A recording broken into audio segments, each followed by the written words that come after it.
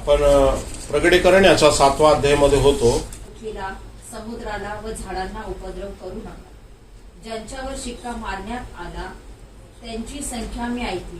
Israel लोकांच्या सर्व वंशापैकी 1,44,000 शिक्का मारण्यात आला. Praise the Lord. आपण पाहिलं 6व्या शिक्क्यामध्ये, हा 6व्या शिक्क्या प्रगटीकरणाच्या, की इस्रायल राष्ट्राची स्थापना आपण पाहिली आणि 6व्या शिक्क्यामध्ये रॅप्चर सुद्धा आपण पाहिलं, स्वर्गारोहण मंडळीचं झालेलं आहे. आता पृथ्वीवरचा यापासून पुढे जो आहे महासंकटाचा काळ चालू होणार आहे. Praise the Lord.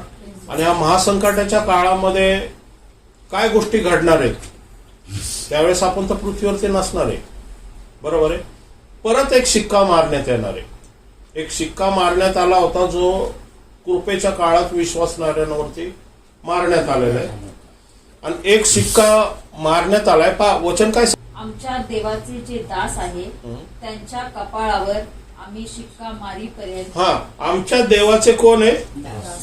दास आहेत. आता इथं जिवंत देवाचा शिक्का त्या देवदूताकडे, आणि तो म्हणतो आमच्या देवाचे जे दास आहेत, ते जे विश्वास ठेवणारे, त्यांना काय करा? शिक्का मारेपर्यंत. बरोबर आहे. शिक्का मारेपर्यंत याचा अर्थ काय होतो? त्यांच्यावरती शिक्का मारण्यात आला नाही का? नाही ना, बरोबर आहे ना. शिक्का मारेपर्यंत याचा अर्थ त्याच्यावरती शिक्का नाहीये, बरोबर आहे. म्हणजे हे रॅप्चर पाहून ज्यावेळेस स्वर्गारोहण होणार आहे, त्यानंतर रॅप्चर पाहून देवाच्या वचनावरती विश्वास ठेवणारे हे इस्रायल राष्ट्रातले लोक आहेत, बरोबर आहे. हे 1,44,000 हे विश्वासणाऱ्यांमधले नाहीये, कारण विश्वासणाऱ्यांवरती ऑलरेडी शिक्का मारण्यात आलेला आहे, बरोबर आहे, वारसा हक्काने. तो आपण पुढे पाहणार आहोत. विश्वासणारा म्हणजे आपल्यावर जो शिक्का आहे पवित्र आत्म्याचा, हा वेगळा शिक्का आहे, आणि 1,44,000 शिक्का आहे, हा वेगळा शिक्का आहे. म्हणजे जे म्हणतात ना की 1,44,000 हे विश्वासणाऱ्यांमधून निवडून घेण्यात आलेले, पण तसं दिसत नाही, कारण रॅप्चर झाल्यानंतर त्यांच्यावरती शिक्का मारण्यात आलेला आहे, बरोबर आहे. म्हणजे तोपर्यंत त्यांच्यावरती शिक्का मारण्यात आलेला नाहीये. जर शिक्का मारण्यात आला असता, ज्याच्यावरती पवित्र आत्म्याचा शिक्का आहे, ती लोक पृथ्वीवरती राहणारच नाही, बरोबर आहे. का?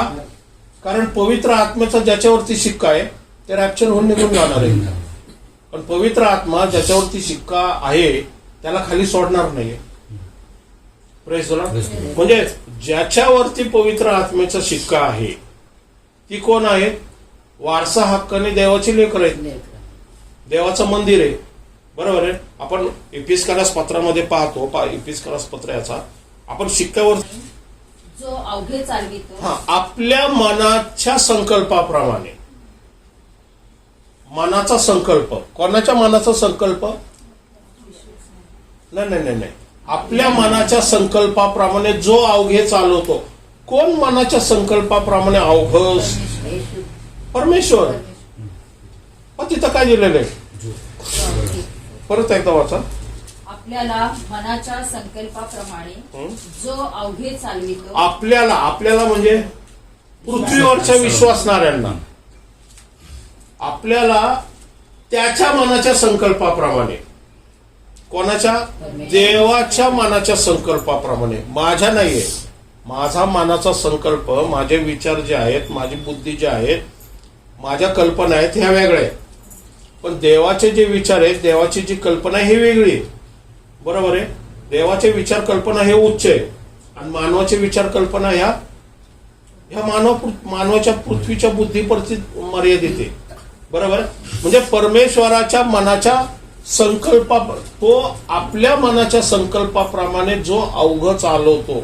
म्हणजे आज पृथ्वी जी चाललेली आहे, आपण जे चाललेलो आहोत, हे कोणाच्या कल्पनेने चाललेले, कोणाच्या ज्ञानाने चाललेले, कोणाच्या डायरेक्शनने चाललेले, कोणाच्या इच्छेने चाललेले, कोणाच्या योजनेने चाललेले? परमेश्वराच्या.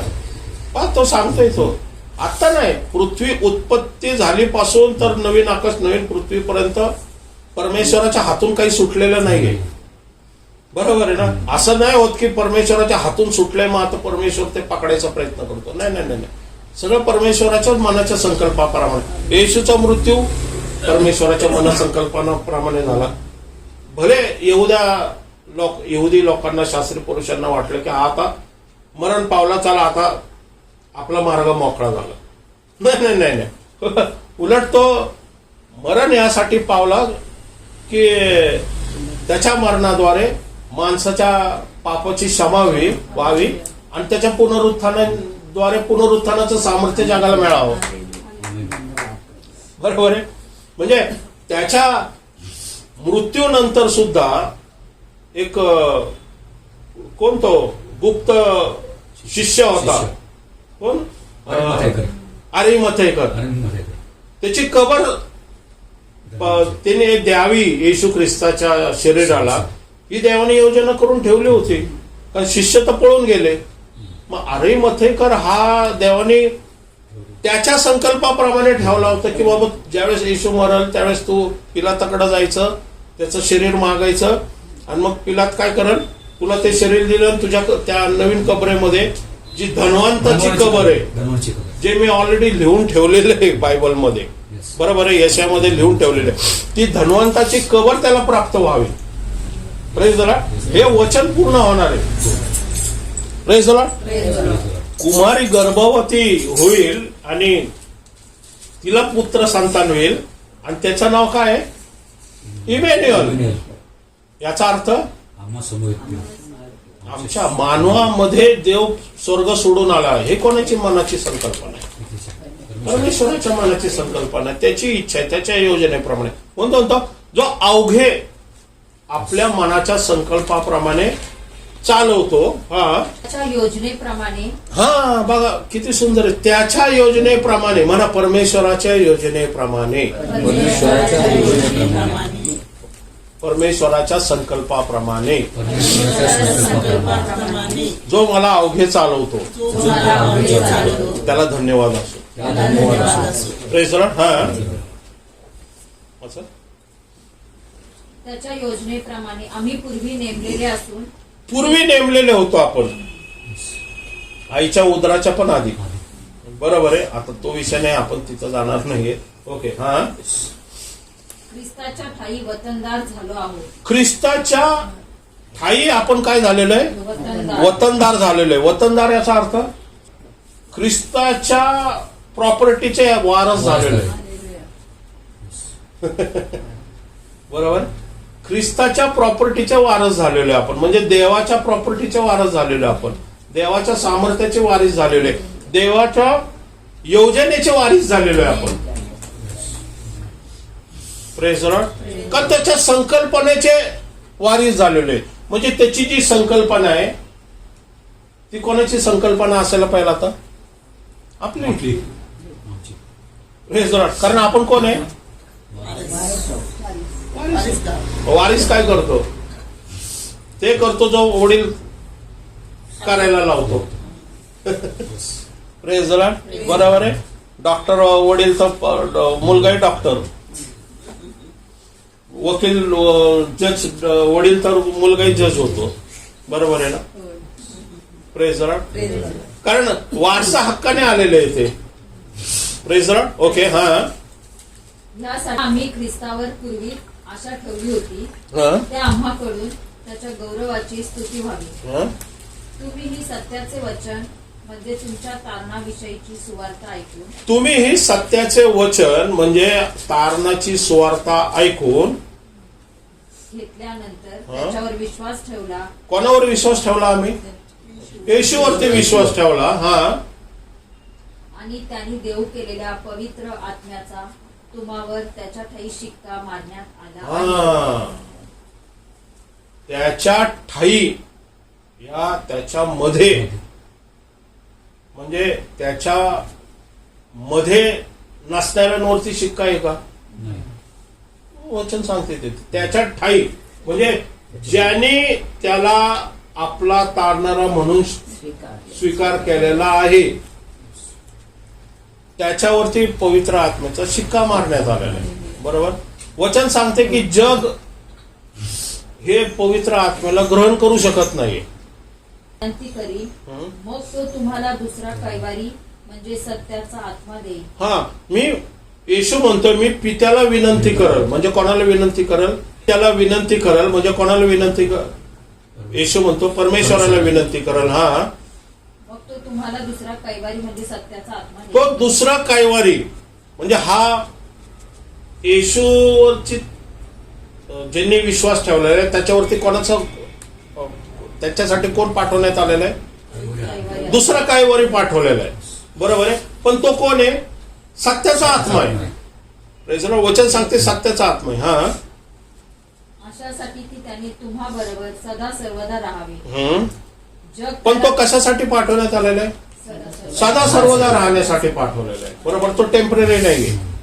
एकदा का तुम्ही विश्वासणारे झाला आहात, येशूचा तारणारा म्हणून स्वीकार केलेला आहे, तर काय होणार आहे? पवित्र आत्मा तुमच्यामध्ये सदा सर्वदा राहण्यासाठी आलेला आहे. Praise the Lord. हा, जग त्याला ग्रहण करू शकत नाही, कारण ते त्याला पाहत नाही. हा, जग त्याला ग्रहण करू शकत नाही. जग का ग्रहण करू शकत नाही त्याला? त्यांनी त्याला पाहिलं. नाही नाही नाही नाही, पाहिलं नाही नाही. विश्वास ठेवू शकत ओळखीत नाही. ते वाचा परत एकदा. जग हा? जग त्याला ग्रहण करू शकत नाही, हं? कारण ते त्याला पाहत नाही हं? अथवा त्याला ओळखीत नाही. ते त्याला पाहत नाही आणि ओळखीतही नाही.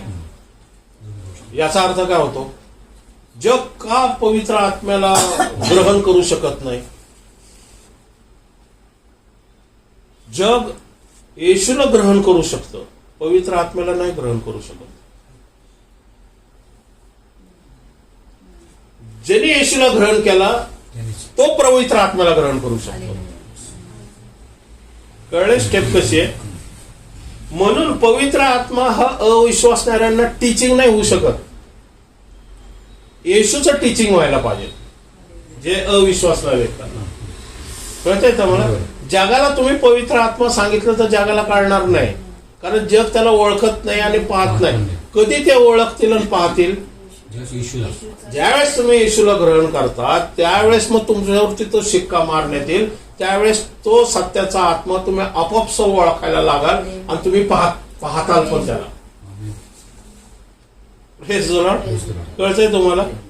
येशू हा जगासाठी प्रीचिंग आहे, पवित्र आत्मा प्रीचिंग नाहीये. पवित्र आत्मा तोच व्यक्ती ग्रहण करू शकतो जिने येशूचा तारणार म्हणून स्वीकार केलेला आहे.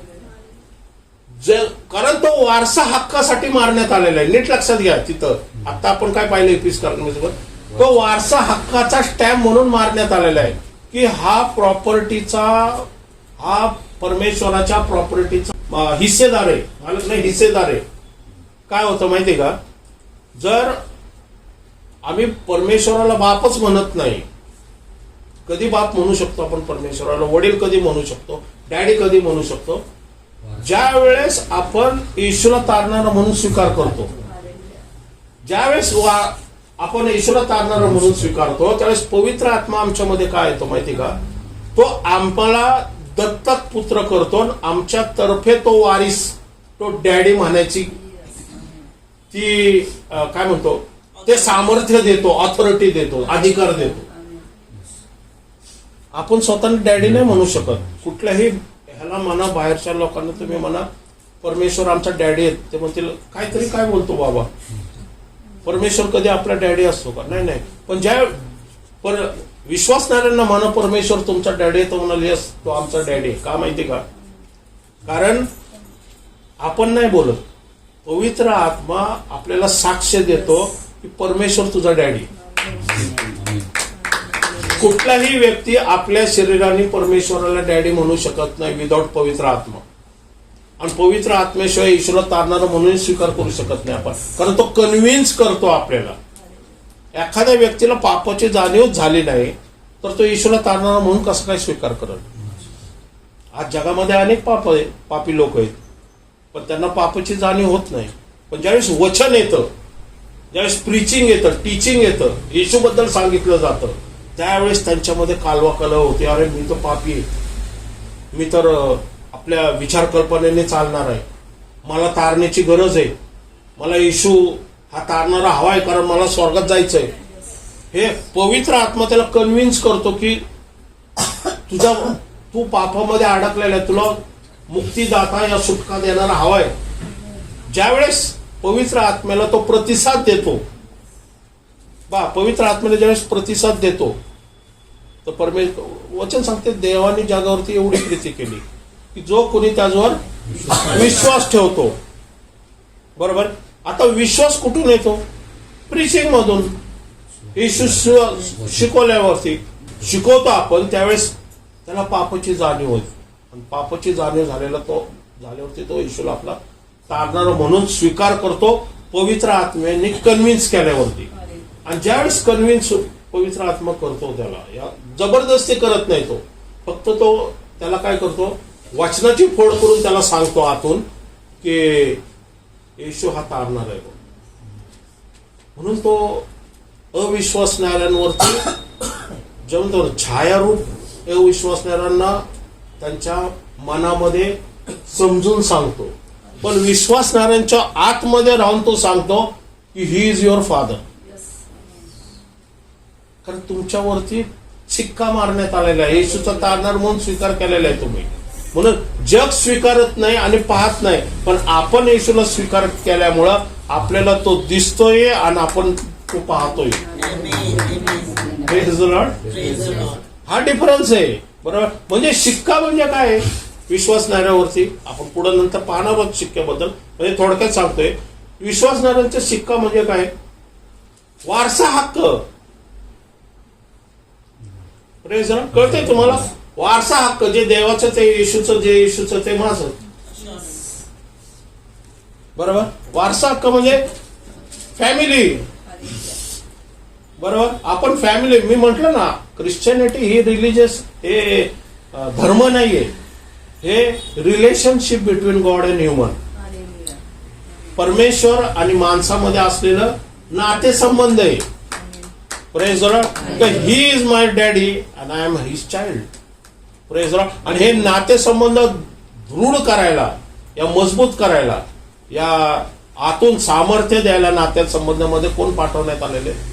पवित्र आत्मा. आणि त्याच्या ठाई येशूच्या ठाई आपल्यावरती शिक्का मारण्यात आलेला आहे की हा देवाचं लेकरू आहे. बरोबर. जग ते ज्यावेळेस जग आपल्याला बघतं त्यावेळेस त्यांना थोडी शिक्का दिसतो तो. मग हा शिक्का कोणासाठी? आपण मागच्या वेळेसच पाहिले एचकेल मध्ये. बरोबर आहे. दौद घे आणि काय कर, ते 6 देवदूत आले होते, पवित्र मंदिराच्या पवित्र स्थानापासून संहार कर, पण शिक्का मारलेल्यांना हात लावू नको, कारण ते उसासे टाकतात ते आणि त्या मंदिरामध्ये होणाऱ्या अमंगळ गोष्टीचा विरोध करतात ते. जे देवाचा भय धरतात, जे नीतिमानपणे चालतात, त्यांच्यावरती काय मारण्यात आलेलं आहे? देवाने शिक्का मारण्यात आलाय. मग तो कोणासाठी मारण्यात आलेला आहे? तो की तुमचा विध्वंस होऊ नये, सैतानी हल्ला तुमच्यावरती होऊ नये. बरोबर आहे. तो शिक्का म्हणजे तुमचं संरक्षण आहे, ते कुंपण आहे तुमच्या भोवती. Praise the Lord. आणि तो शिक्का म्हणजे काय माहिती का? ज्यावेळेस तुम्ही प्रार्थना करता त्यावेळेस देवदूतांना कळतं हा देवाचा लेकरू, ह्याला मदत करणं आपली गरज आहे, कारण ते आपले सेवक आहे. ते कोणाला बघतात माहिती का? तुम्ही स्तुती आराधना करतात, तुम्ही देवाचा गौरव करतात, ते तुमच्या शिक्क्याकडे बघतात आणि काय करतात? तुमच्या पाठीमागे तुम्हाला मदतीसाठी उभे राहतात. Praise the Lord.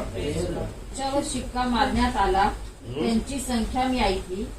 इस्रायल लोकांच्या सर्व वंशापैकी 1,44,000 शिक्का मारण्यात आला. हा. आता आपण काय पाहिलं की रॅप्चर झाल्यानंतर मग शिक्का मारण्यात आलेला आहे. बरोबर आहे. म्हणजे याचा अर्थ हा रॅप्चरच्या आधी मारण्यात आलेला शिक्का नाहीये, म्हणजे हे विश्वासणाऱ्याचं नाहीये. पण ज्यावेळेस रॅप्चर होईल आणि ज्यावेळेस ह्या लोकांमध्ये परमेश्वर कार्य करल, हे रॅप्चर झालेले आहेत, हे ज्यावेळेस ते पाहतील, पृथ्वीवर जेव्हा हाहाकार उडल, तर परमेश्वरा त्यावेळेस जे उसासे टाकतील आणि जे परमेश्वराचं सत्य प्रगट होण्यासाठी आपल्या अंतःकरणात पवित्र आत्म्याला वाव देतील ना, ते ही इस्रायली राष्ट्र. हे कोणी बाहेरचे नाहीयेत, हे कोणी हे कुठले चर्च पण नाहीये, लोक म्हणतात की अख्ख्या चर्चमधून फक्त 1,44,000, अख्ख्या जगातून फक्त 1,44,000 उचलले जाते. मग बाकीच्यांनी काय केलंय बाबा? हे कुठल्या लाडक्या मामाची लेकरं आहेत का काय?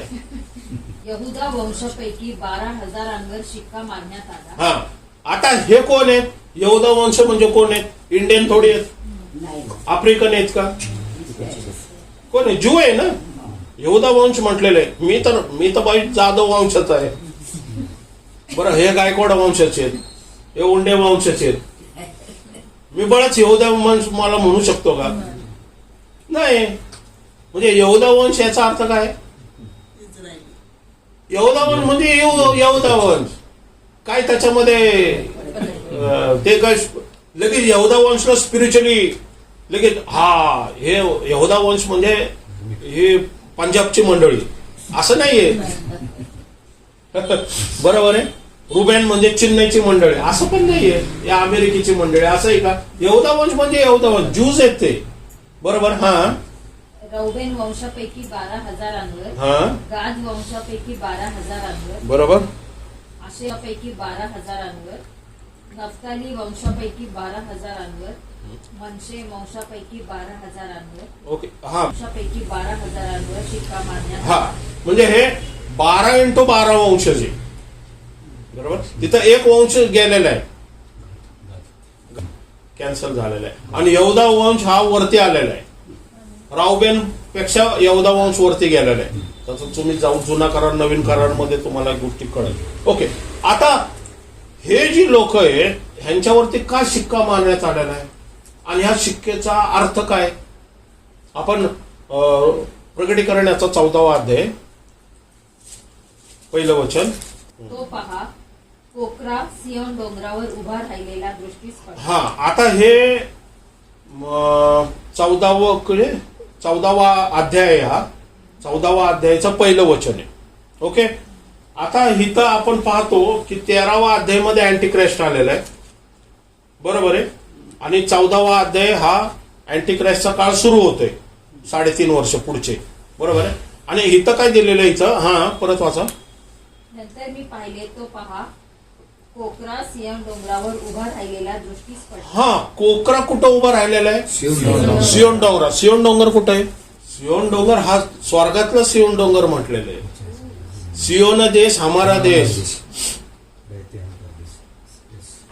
काय गाणं काय? सियोन देश हमारा देश, रहते हम परदेश. म्हणजे सियोन कुठे आहे ना? परदेश रहते म्हणजे काय? सियोन इस्रायल मध्ये असतं तर असं कसं म्हटलं असतं? हम रहते परदेश असं म्हटलंच नसतं ना. म्हणजे सियोन कुठे आहे? सियोन आणि सिनाई मध्ये फरक करू नका. ते जे आहे तो मौर्य पर्वत आहे. सिनाई पर्वत वेगळा आहे, सियोन आणि सिनाई वेगळा आहे. सिनाई हा अरबस्थानात आहे आणि जे डोम ऑफ द रॉक आहे त्याला तो मौर्य पर्वत आहे, ज्याच्यावर ते अब्राहमाने ते अर्पण केलं होतं. ते नंतर आहे. ओके. कोकरा सियोन डोंगरावरती उभा राहिलेला पाहिला. आता योहान पाहतोय, स्वर्गात पाहतोय. म्हणजे कोकरा म्हणजे कोण? येशू ख्रिस्त. बरोबर. पण तो कुठं उभा आहे? सियोन डोंगरावर. स्वर्गामधल्या सियोन डोंगरावर उभा आहे. बरोबर आहे. ओके. हा, त्याचे नाव व त्याच्या पित्याचे नाव कपाळावर लिहिलेले 1,44,000 इसम होते. हा. म्हणजे त्या 1,44,000च्या कपाळावरती कोणाचं नाव आहे? कोकऱ्याचं नाव आणि पित्याचे नाव. म्हणजे कपाळावर, आमच्या कपाळावर जर पवित्र आत्मा, आपल्यावरती पवित्र आत्म्याचे शिक्का मारले तर आपल्या कपाळावर कोणाचं नाव आहे? येशूचं नाव आणि पित्याचं नाव आहे. तिथं दिलेलं आहे. वारसा हक्क आहे.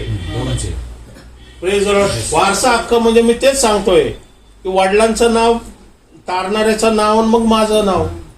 आपलं तिसरं नाव आहे, माझं नाव. ते ज्या नगरीमध्ये जाणार ते नाव नाही दिलेलं, ते पुढे येणार आहे. Praise the Lord. 3 नावं आपल्याला मिळणार आहे. Praise the Lord. मग इथं काय दिलेलं? 1,44,000 वरती शिक्का. कसला शिक्का येतो? पित्याचं नाव आणि येशूचं नाव येते. Praise the Lord. पण ते कुठे आहेत? ते सियोन डोंगरावरती, मग स्वर्गात येते. मग 7व्या अध्यायामध्ये तर पृथ्वीवरती होते ना ते. 14वा अध्यायात कसे काय गेले ते, स्वर्गात कसे काय गेले? आपल्या विना वाजवीत आहे अशी होती. ते राजसनासमोर आणि 4 प्राणी व वडील यांच्या समोर जसे काय एक नवे गीत गात होते. हा, आता ते नवे गीत गात होते, बरोबर आहे. राजसनासमोर म्हणजे ते स्वर्गात आहे. आणि स्वर्गात कोणाबरोबर आहे ते उभे? कोकराबरोबर परमेश्वराच्या समोर उभे. Praise the Lord. म्हणजे परमेश्वराचं सिंहासन आहे, राजासन आहे. तिथं दिलेलं आहे बघा. जसं मोऱ्या पर्वतावरती मंदिर होतं तसं स्वर्गावरती परमेश्वराचं सिंहासन आहे. Praise the Lord. आणि या सिंहासनासमोर हे 1,44,000 आलेले आहेत, ज्याच्या कपाळावरती 2 नाव आहेत. एक कोकऱ्याचं नाव म्हणजे येशूचं नाव आहे आणि एक पित्याचं नाव आहे. पित्याच्या समोर ते काय करत ते नवे गीत गातात. ते नवीन गीत याचा अर्थ काय होतो की अजूनपर्यंत कोणी गायलेलं नाहीये. का? कारण ते त्यांनी पवित्र आत्म्याने त्यांच्या अंतःकरणात ते टाकलेलं आहे गीत. पुढं वाचा. शिकता येत नव्हते. हा, ते नवे गीत कोणाशिवाय शिकता येत नाही. 1,44,000च फक्त गाऊ शकतात. Praise the Lord. बरोबर. नवे गीत. आता हे नवे गीत आपल्याला परत ह्या प्रकटीकरणामध्ये सारखं सारखं ऐकायला मिळाले. नवे गीत याचा अर्थ ते कुठल्या तरी एका पर्पजने त्यांच्यासमोर शिक्का मारलेला आहे आणि त्यांनी तो संकल्प पूर्ण केलेला आहे. बरोबर. विश्वासात टिकलेत ते आणि म्हणून स्वर्गामध्ये त्यांची एंट्री झालेली आहे. आणि एंट्री झाल्यावरती ते परमेश्वराच्या सिंहासनासमोर उभे आहेत. Praise the Lord. हा, पुढं. स्त्री संघाने मलिन न झालेले ते हेच आहे. ते शुद्ध आहेत. एक मिनिट. कशाने मलिन न झालेले? स्त्री संघाने. स्त्री संघाने मलिन न झालेले म्हणजे कोण? स्त्री संघाने मलिन न होणं याचा अर्थ काय? आता ते आपण अजून शिकलेलं नाही म्हणून मी ते घेणार नव्हतो, पण तुम्हाला कल्पना यावी. नाही. मंडळी. स्त्री संघाने म्हणजे अँटिक्राइस्ट. 13वा, म्हणून मी म्हटलं ना 13व्या अध्यायामध्ये अँटिक्राइस्ट आहे. स्त्री संघाने. हा, पुढं वाचत आहे. मलिन न झालेले. हा, ते हेच आहे. ते शुद्ध आहेत. जेथे कोठे कोकरा जातो तेथे त्याच्या मागे जाणारे ते हे आहेत. ते देवासाठी व कोकरासाठी प्रथम फळ असे माणसातून विकत घेतलेले आहेत. हा, देवासाठी आणि कोकऱ्यासाठी प्रथम फळ. प्रथम फळ याचा अर्थ मरणातून पुनरुत्थान झालेले, या मरणातून स्वर्गात आलेले, हे विकत घेतलेले. विकत घेतले याचा अर्थ कोणी विकत घेतलेले? येशूने तुम्हाला मला विकत घेतलेले. म्हणजे ते येशूवरती विश्वास ठेवणारे. पण स्त्री संघाने मलिन न झालेले याचा अर्थ काय होतो? म्हणजे त्यांनी 666 नंबर आपल्या कपाळावरती घेतला नाही. स्त्री संघाने मलिन होणं याचा अर्थ काय? ज्यांनी नंबर घेतला ते मलिन झालेले, कारण त्यांच्या कपाळावर पण एक शिक्का आहे जो देवाचा शिक्का नाहीये. त्याच्यावरती सैतानाचं नाव आहे आणि अँटिक्राइस्टचं नाव आहे, जे 13व्या अध्यायामध्ये दिलेले ते काम आहे. ज्याला बुद्धी आहे त्याने श्वापदाचे नाव त्या संख्येवरून काढावे. श्वापदाचे नाव त्या संख्येवरून काढावे. हा, त्या संख्येवरून माणसाचा बोध होतो. हा, ती त्याची संख्या 666 होय. हा, कितवं वचन आहे? 13-18 म्हणजे त्याचा पण एक शिक्का आहे. त्याचा शिक्का काय आहे? 666 आहे. पण त्याचा अर्थ काय? त्याच्यावर कोणाचं नाव आहे? श्वापदाचे नाव म्हटलेले आहे. या त्यांनी दर्शवलेली संख्या आहे ती. बरोबर आहे. म्हणजे श्वापदाचे नाव म्हणजे कोणाचं नाव? अँटिक्राइस्ट. इथं काय दिलेलं आहे? कोणाचं नाव आहे? 2 नावं कोणाचे? येशूचं नाव आणि पित्याचं नाव. इथं कोणाचं नाव असणार आहे? श्वापदाचे नाव म्हणजे अँटिक्राइस्टचं नाव आणि सैतानाचं नाव. म्हणजे अँटिक्राइस्ट कोण आहे? सैतानाचा पुत्र. आणि श्वापद कोण आहे? सॉरी, आजगर कोण आहे? त्याचा वडील. आणि खोटा संदेष्टा कोण आहे? संदेश सांगणारा. या पवित्र आत्म्याचं कॉपी आहे ती. म्हणजे अँटिक्राइस्ट हा ख्रिस्त होतोय खोटा संदेश हा पवित्र आत्म्याचं कॉपी करतोय आणि सैतान हा झाला पिता. कळलं का नाही कळलं अजून? कळलं ना? इथं जसं ट्रिनिटी आहे तसं त्यांनी पण स्वतःची ट्रिनिटी केलेली आहे. अँटी क्राइस्ट खोटा संदेश. अँटी क्राइस्ट वेगळा आहे. जो ख्रिस्त विरोधी म्हणजे तो स्वतःला ख्रिस्त म्हणवणार आहे, ज्याला म्हणतो खोटा संदेश हा पवित्र आत्म्यासारखं काम करणार आहे आणि सैतान हा पित्यासारखं काम करणार आहे. बरोबर? म्हणजे जसं कॉपी करतो तर परमेश्वराला कॉपी करतोय. बरोबर? पण हे स्त्री संघाने मलिन झालेले म्हणजे कोण आहेत की ज्यांनी श्वापदाचा नंबर 6 आपल्या कपाळावरती घेतलेला नाहीये. मग अशी परिस्थिती जर श्वापदाचा सिक्का जर डोक्यावरती घेतलेला नाहीये म्हणजे काय झालेले ते स्वर्गात कसे आलेले? रक्तसाक्षी. कारण महासंकटाच्या काळात कोणीही व्यक्ती जो आहे हा नाही हा मारण्याशिवाय त्याची सुटका होणार नाही. कारण महासंकटाच्या काळात 2च पर्याय. त्याला कान आहे तो ऐकू. हा, जो कैदेत जावायचा तो कैदेत जातो. हा, नंबर 1 महासंकटाच्या काळात काय होणार आहे? एक तर जो शिक्का घेणार नाही, बरोबर, तो काय होणार आहे? त्याला कैदेत जावं लागणार आहे. हा, जो तरवारीने जीवे मारील त्याला तरवारीने मरण भाग आहे. यावरून पवित्र जनांचा धीर व विश्वास दिसून येतो. आज विश्वास जरा असला तर ओके, धीराची गरज आपल्याला पडत नाही. कारण आपला विश्वास असला तर आपण येशूला तारणार म्हणून स्वीकार करू शकतो, कारण कृपेचा काळ चालू आहे. पण तिथं विश्वासच नाहीये, तिथं धीर पण लागेल, कारण तुमची तिथं कसोटी होणार आहे. नंबर 6 घे नाही तर तुरुंगात जा, नंबर 6 घे नाही तर तलवारीने मर. मग तिथं फक्त विश्वास कामाचा नाही, तुरुंग किंवा तलवार. मग आम्ही का ओरडून सांगतोय स्वर्गारोहण होणारे स्वतःला तयार करा? कारण अख्ख्या जगात 1,44,000 लोक जे आहेत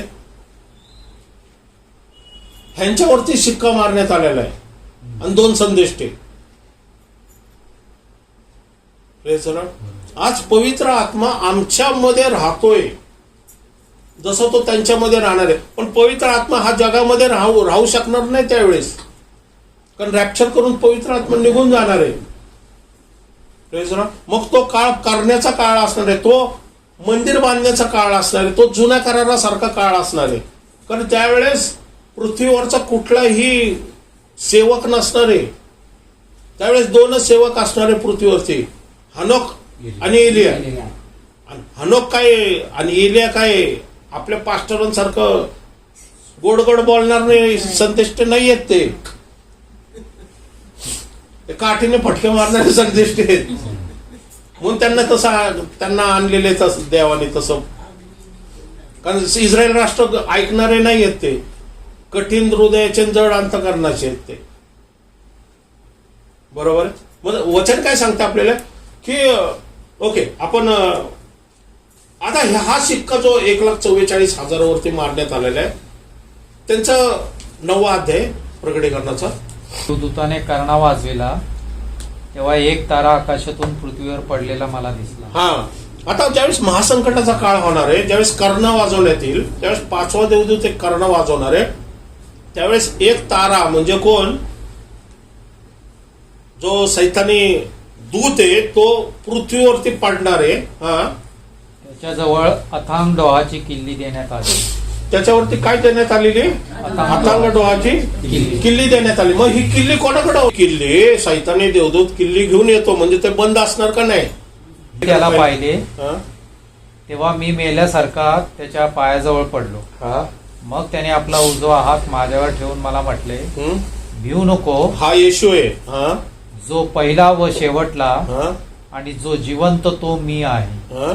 मी मेलो होतो तरी पहा मी युगानुयुग जिवंत आहे आणि मरणाच्या व अधोलोकाच्या किल्ल्या माझ्याजवळ आहे.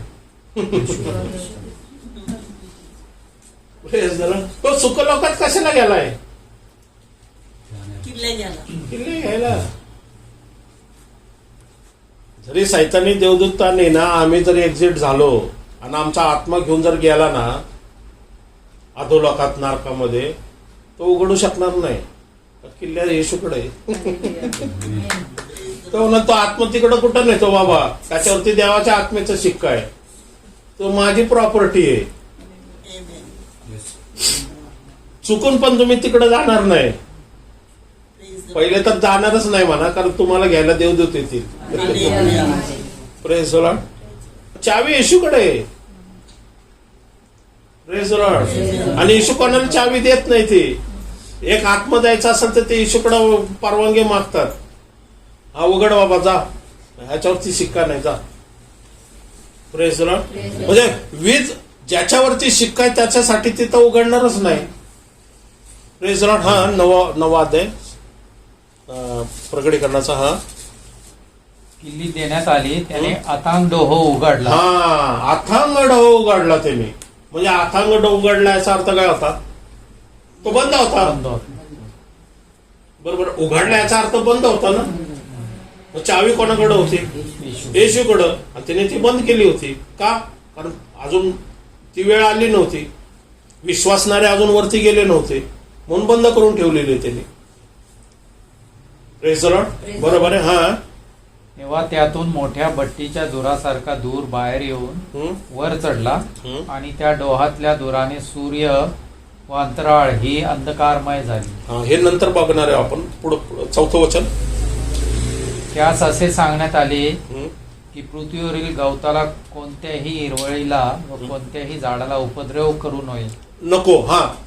त्या ज्या भट्टीतून आलेले आहेत ना, हा आता हे भट्टी अधोलोकात कोण राहतं? अधोलोकात कोण राहतं? शैतानी आत्मे राहतात ना. आणि बाकी सगळे बाकी आत्मे ज्यांनी ईश्वरती विश्वास ठेवलेला नाहीये. आणि 2000 डिग्री सेंटीग्रेड मध्ये भट्टीमध्ये चांगलेले भाजून निघालेले आहेत ते, आणि त्यांना बाहेर काढलेले पॅरलवर काढतात ना कायद्यांना, नाही का? एखाद्याला कायद्यातून बाहेर काढतात, काय गुड्या मारतो टाना तो बाहेर आल्यावरती. बरोबर. तसं यांना पॅरलवरती बाहेर काढलेले. बाबा काही दिवसासाठी, आता 7 वर्षाच्या महासंकटासाठी बाहेर या. एक तर ते फार चवताळलेले आहेत, ते काय सोडणार आहेत माणसांना? पण दिसतं तेवढं सोपं नाही. पुढचं गणितच अवघड आहे. ते गणित म्हणजे गणित तज्ञांनी न सुटणार आहे, पण बायबलमध्ये सुटलेलं आहे ते. Praise the Lord. बरोबर. हा. संपूया आपण. त्या धुरातून टोळ निघून पृथ्वीवर उतरले. त्यास पृथ्वीवरील विंचवासारखी शक्ती देण्यात आली. त्यास असे सांगण्यात आले की पृथ्वीवरील गवताला कोणत्याही हिरवळीला व कोणत्याही झाडाला उपद्रव करू नये. तर ज्या माणसाच्या कपाळावर देवाचा शिक्का नाही त्यांना मात्र उपद्रव करा.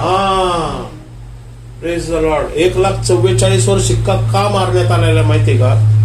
की जे संकट येणार, जे त्रास येणार, जे प्रॉब्लेम होणार, जे 6 देवदूत आपण एचकेल मध्ये बघितलेले, जे विध्वंसक हत्यार घेऊन निघालेले कत्तल करायला, मंदिरापासून ते पार तुमच्या नगरापर्यंत.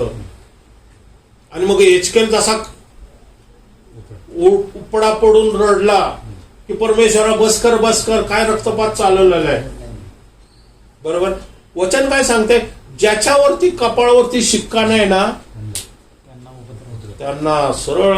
आणि ते कसे ते नीट पॅरलवरती सुटून आलेले आहेत. ते भूताचे आत्मे, विंचवासारखी शक्ती आहे त्यांच्यामध्ये. आता विंचव डासल्यावरती कसा अंगामध्ये ते कोरोना व्हायरस सारखाच प्रकार घडणारे पुढच्या काळामध्ये, पण त्यांना मरण येणार नाही. हा. पुढे वाचा जरा थोडं. कपाळावर देवाचा शिक्का नाही त्यांना मात्र उपद्रव करावा.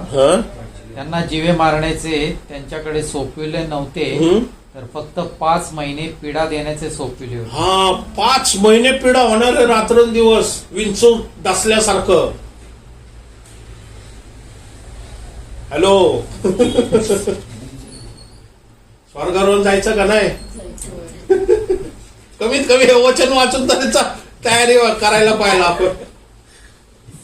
अथांग डोह उघडणार आहे. नशीब आज बंद केलेलं येशूने चावी त्याच्याकडे म्हणून आज बंद आहे. उघडला असतं तर आपण बसलोही नसतो इथं. काय देवाची योजना आहे. पण जो स्वतःच्या सत्संकल्पाप्रमाणे करतो असं आपण एपिस्करस मध्ये बघितलं. त्याची योजना आघात आहे. त्याला माहिती आहे विश्वास नाही अजून पृथ्वीवरती आहे, अजून प्रचार चालू आहे, अजून येशू ख्रिस्ताचा चालणारा म्हणून लोक स्वीकार करणं बाकी आहे. जे त्याला ग्रहण करू शकत नाही, जग त्याला ग्रहण करू शकत नाही, कारण जगाने पहिल्यांदा येशूला ग्रहण करणं गरजेचं आहे, मग ते त्याला ग्रहण करतील. बरोबर. मग तो आपला डॅडी होईल, मग आपल्यावरती शिक्का मारण्यात येईल आणि मग आपण सुरक्षित राहणार आहे आणि मग आपल्या रॅप्चर होणार आहे. मग महासंकटाच्या काळात विंचू चावलं. आता एखाद्या विंचवाने मरण येणार नाही, करोनाने तरी मरण येऊन एक्झिट होत होते. बरोबर. याने तर मरण पण येणार नाही आणि 5 महिने सहन करावं लागणार आहे. आता शोधायचं तर शोधा, काय वॅक्सिन शोधतात, कारण हे फिजिकल नाहीये. फिजिकल असतं तर वॅक्सिन आहे, पण स्पिरिच्युअली काय वॅक्सिन करणार का? तुम्ही काय विक्स देणार त्याला, काय इंजेक्शन मारणार का कोरोनाचं व्हायरस? आता ते शरीरासाठी आहे, हे आत्मिक आहे. आत्म्यासाठी काय पाहिजे? शिक्का. देव दाखवतो तुमचं वॅक्सिन किती आहे ना, वापरा. हा शिक्क्यावाल्यांनाच फक्त काय होणार नाही. वचन सांगतात ज्याच्यावरती देवाचा शिक्का नाहीये त्यांना मात्र सरसकट उपद्रव करा, मोकळीक. म्हणजे आज अख्ख्या जगाची लोकसंख्या 8 अब्ज. 8 अब्जमधून समजा आज विश्वासणारे असतील कदाचित 7, 8, 9 करोड, माहित नाही किती असतील. मी ते बाकीच्या लोकांचं म्हणत नाही, ते फक्त विश्वासणाऱ्यांचं म्हणतो. बरोबर. त्याच्यातून निघून गेले समजा तर जवळ 7 अब्ज तरी असतील. मग हे हे किती लोकांवरती होईल माहित नाही, काय आकडा असणार आहे. फक्त 1,44,000च वाचणार आहे त्याच्यातून. म्हणजे बघा काय होणार आहे. पण देवाची धन्यवाद मागायला पाहिजे, आपण परमेश्वराची स्तुती करायला पाहिजे. आज देवाच्या आत्म्याचा शिक्का आपल्यावरती, परमेश्वराने आपल्याला त्याचं वारीस म्हणून नेमलेले आणि पवित्र आत्म्याचा शिक्का आमच्यासाठी यासाठी मारण्यात आलेला आहे की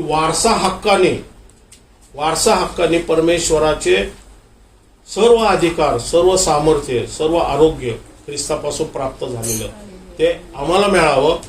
आम्ही जगावरती राज्य आणि याजक बनावं म्हणून परमेश्वराने आपल्याला जगातून वेगळे केलेले. आपण किती त्याला धन्यवाद मागायला पाहिजे, आपण किती त्याचे आभार मानायला पाहिजे. त्याच्या नावाला धन्यवाद द्यायला पाहिजे आणि त्याच्या येण्याच्या वाट पाहणं गरजेचं आहे. त्याचं आगमन कधी होऊ शकतं माहित नाही. क्रिसमस आपण वरतीच साजरा करतोय का काय? स्वर्गातून बघा करंज्याचा वास येतोय का काय?